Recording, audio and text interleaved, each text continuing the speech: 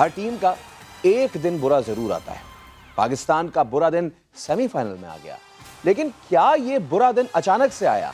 पाकिस्तान की इस शिकस्त के साथ ही अब कई सवालात ने जन्म लेना शुरू कर दिया है। क्या हसन अली को जरूरत से ज्यादा एतमाद देना भारी पड़ गया?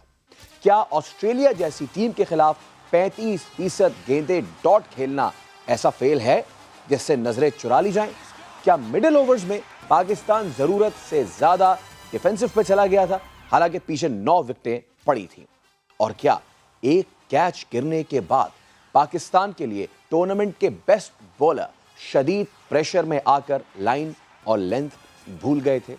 वैसे सवाल तो यह भी है कि क्या किस्मत कल हमारे साथ नहीं थी? बात अगर हम किस्मत की ही करें तो ऐसे कई मौके आए जहां लगा कि शायद किस्मत की देवी पाकिस्तान पे मेहरबान थी। रिजवान का कैच ड्रॉप होना, ऑस्ट्रेलिया की खराब फील्डिंग, वार्नर का ना होते हुए भी आउट दिया जाना, ये सब मिलकर शायद ये बता रहे थे कि किस्मत आज हमारे साथ है, हमारा एक पैर फाइनल में है। लेकिन शाहीन शाह अफरीदी का वो 19वां ओवर मैच का जो आखिरी ओवर साबित हुआ, किस तरह किस्मत ने धोखा एक नहीं 2 बार दिया। शाहीन का ये आखिरी मैच का आखिरी ओवर कैसे साबित हुआ, देखते हैं।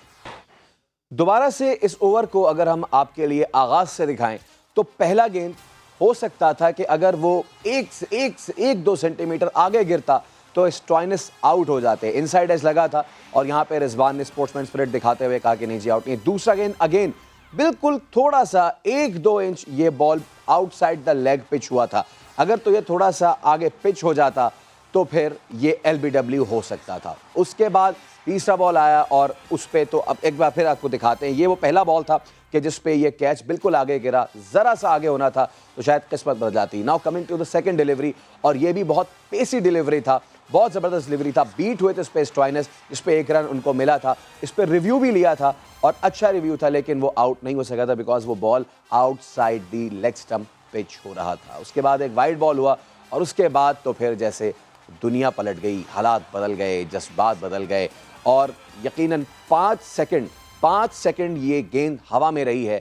5 सेकंड थे हसन अली के पास कि वो अपनी इस परफॉर्मेंस को, कि जिसमें उन्होंने 4 ओवर में 44 रन्स दिए थे और इससे पहले भी कभी 10 रन्स पर ओवर, कभी 9 रन्स पर ओवर पे वो चल रहे थे।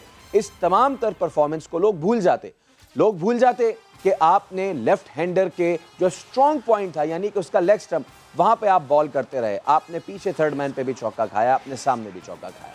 लोग भूल जाते कि आप जब बॉल करने आ रहे थे आपसे स्लो इन वन ग्रिप नहीं हो रहा था, आप slow in one left hander के आर्क पे कर रहे थे, आपका स्लो इन वन बाउंड्री के बाहर चला गया, छक्के पे चला गया। ऐसे क्रूशियल मोमेंट पे जब दूसरी साइड से शादाब अच्छा बॉल कर रहे थे, आप वो अच्छा बॉल नहीं कर सके। लोग शायद ये सब भूल जाते। लोग ये भी भूल जाते कि आपसे अगर लेफ्ट हैंडर को बॉलर नहीं हो रही थी तो राइट हैंडर पे क्या ही कमाल कर लिया, राइट हैंडर पे भी आपने चौके खाए। लोग शायद ये भूल जाते अगर वो एक कैच हो जाता। और ये कैच इतना मुश्किल नहीं था। क्यों? क्योंकि इससे पहले भी हमने अच्छे कैचेस पकड़े।